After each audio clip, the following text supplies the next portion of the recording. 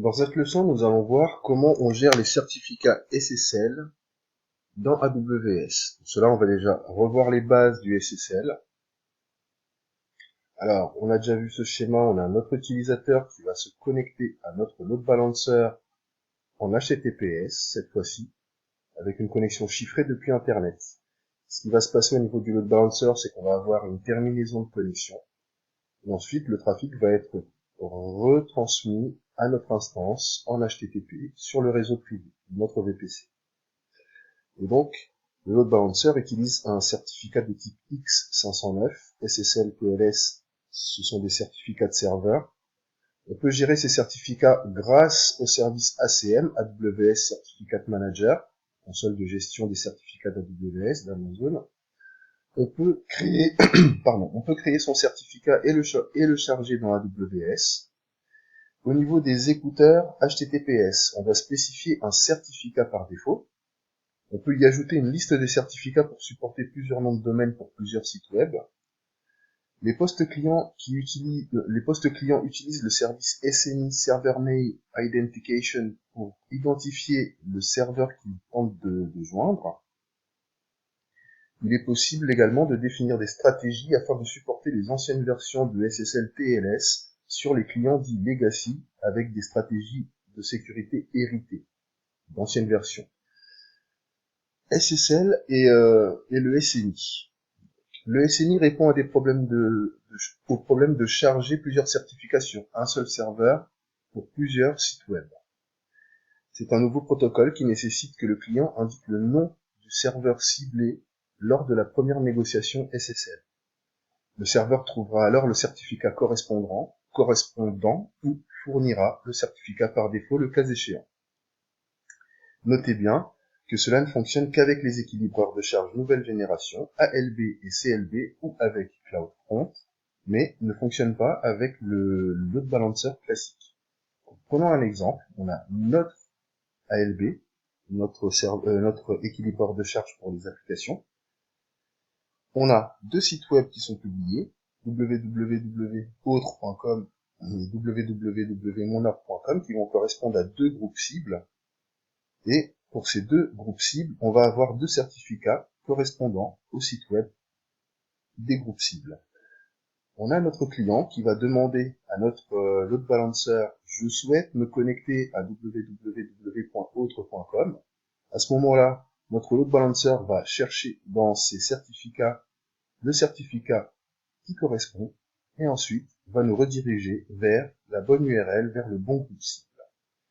Et si jamais on cherche quelque chose si on ne donne pas d'indication particulière ou si on veut aller sur le site par défaut, le comportement par défaut de notre load balancer sera de nous fournir le certificat qu'il a par défaut et qui nous ramènera vers monorg.com.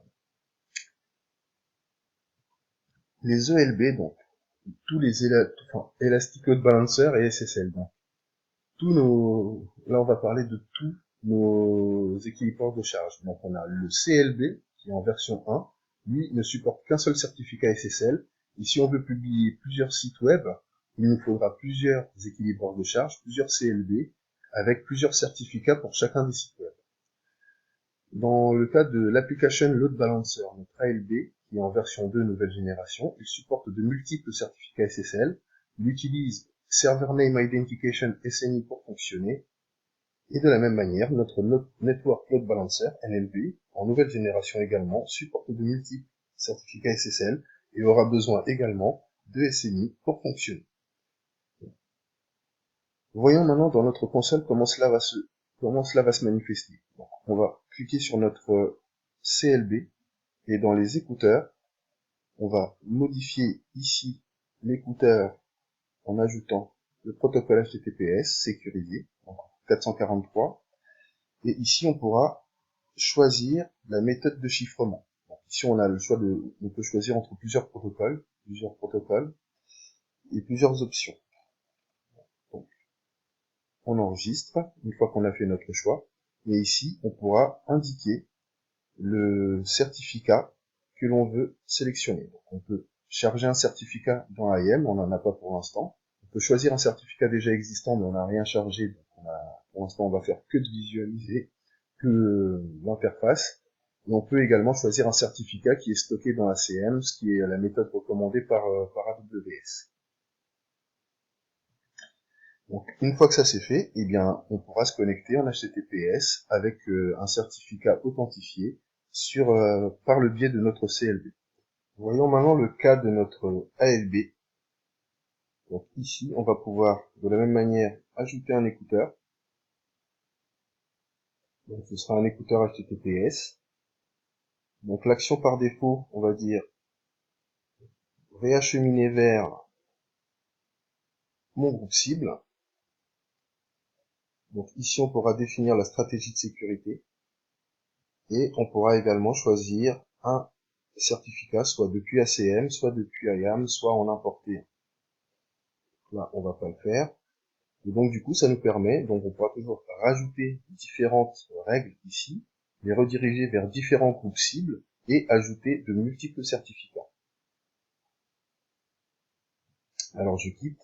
Maintenant, on va regarder pour notre Network Load Balancer, on va regarder au niveau des écouteurs, et de la même manière, je vais pouvoir ajouter un écouteur. Cette fois-ci, ce sera un écouteur TLS, et donc, on pourra de la même manière choisir un certificat soit depuis ACM, soit depuis IAM, sans en importer. Voilà pour le SNI et les load balancers.